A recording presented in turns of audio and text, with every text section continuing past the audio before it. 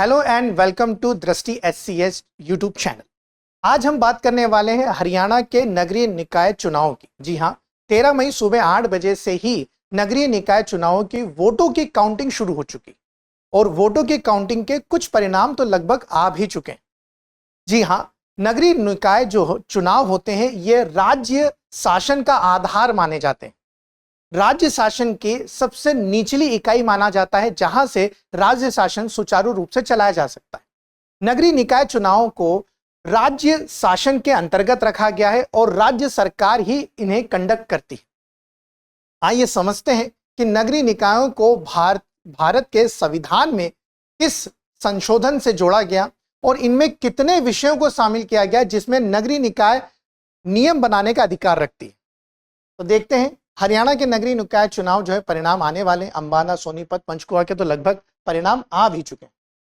जब हम बात करते हैं भारत के नगरीय निकाय चुनावों के अधिकारों की, तो आपको याद रखना है कि 74वें संविधान संशोधन के द्वारा, ठीक है, संशोधन अधिनियम के द्वारा 1992 के तहत इन्हें संवैधानिक दर्जा दिया गया।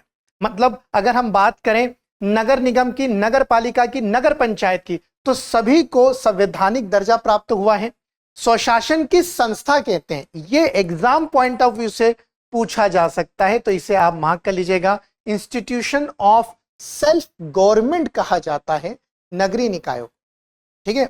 ये त्रिस्तरीय होती है बेटा। सबसे उच्च स्तर में नगर निगम आता है, फिर मध्य में नगर पालिका और सबसे निम्न स्तर पर आता है नगर पंचायत। तो पूछा जाएगा कि कितने स्तरीय होती है, तो यह त्रिस्तरीय होती है, ठीक है। फिर बात करते हैं संवैधानिक आधार की। संविधान के किस भाग में नगरीय निकायों का उल्लेख है, इस पर प्रश्न बन सकता है। तो संविधान के भाग 9 के क में, मतलब 9th पार्ट के ए में संवैधानिक निकायों के बारे में चर्चा की गई है। संविधान के किस अनुच्छेद में नगरीय निकायों के बारे में वर्णन है, तो संविधान के अनुच्छेद 243 के पी से लेकर 243 के ZZ तक लेकर इन संविधान के नगरीय निकायों के बारे में बताया गया है। इसका इंप्लीमेंटेशन कब हुआ? 1 जून 1993 को यह प्रभावशाली हुआ। मतलब अगर हम संवैधानिक नगरीय निकायों के लागू होने की तिथि अगर पूछी जाए तो यह कब लागू हुआ? 1 जून 1993। अब नगर के अध्यक्ष की बात करते हैं, जिन्हें नगर निकाय का प्रधान कहा जाता है, मेयर कहा जाता है, अध्यक्ष कहा जाता है। इन्हें चुनने के लिए 2 तरीके होते हैं। एक प्रत्यक्ष तरीका होता है और एक अप्रत्यक्ष तरीका होता है। प्रत्यक्ष तरीका वह होता है जिसमें नगर की जनता प्रत्यक्ष रूप से वोट करके अपने शहर के अध्यक्ष या मेयर को चुन सकती है। अप्रत्यक्ष तरीका वो होता है कि नगर की जनता पार्षदों को चुनती है और जितने भी पार्षद होते हैं वह अपने बीच में से अध्यक्ष का जो है चुनाव करते हैं, तो उसे अप्रत्यक्ष रूप कहा जाता है।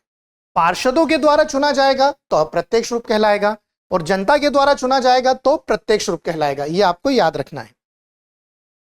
आगे बढ़ते हैं। नगर निकायों के चुनाव की जिम्मेदारी कौन लेता है?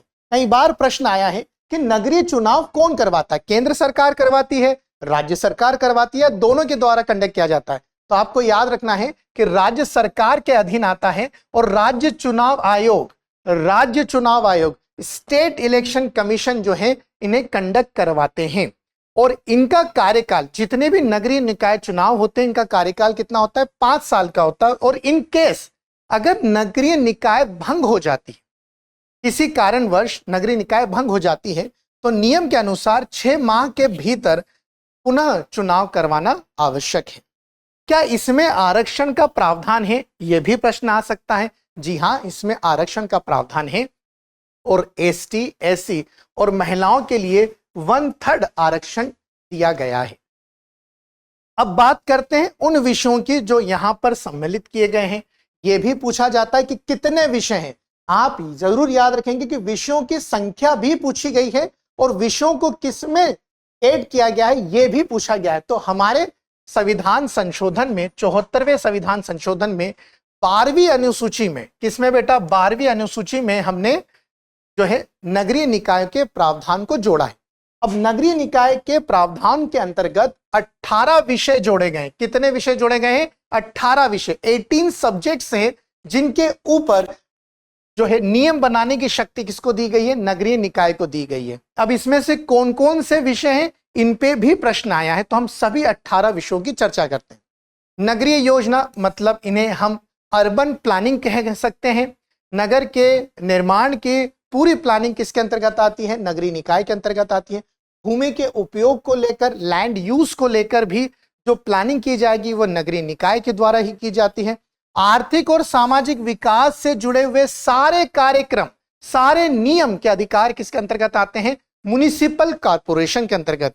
तो इन विषयों के माध्यम से आपको समझ में आ रहा होगा कि नगरीय निकाय की जो चुनाव होते हैं उसकी महत्ता कितनी ज्यादा है। आगे बढ़ते हैं। सड़क और पुल निर्माण के लिए भी बहुत ज्यादा इंपॉर्टेंस है कि सड़क और पुल निर्माण नगरीय क्षेत्रों में कौन बनाएगा? नगरीय निकाय। जल आपूर्ति, समस्त नगरीय क्षेत्रों में जल आपूर्ति को लेकर, पाइपलाइंस को लेकर निर्णय लेने का अधिकार किसका है? नगरीय निकाय का।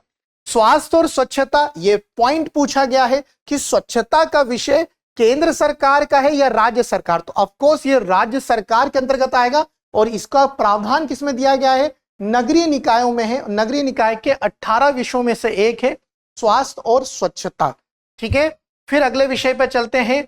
अग्निशमन सेवाएं, पर्यावरण संरक्षण मतलब अर्बन फॉरेस्ट्री को लेकर जो भी प्लानिंग की जाती है वो नगरीय निकायों के माध्यम से की जाएगी।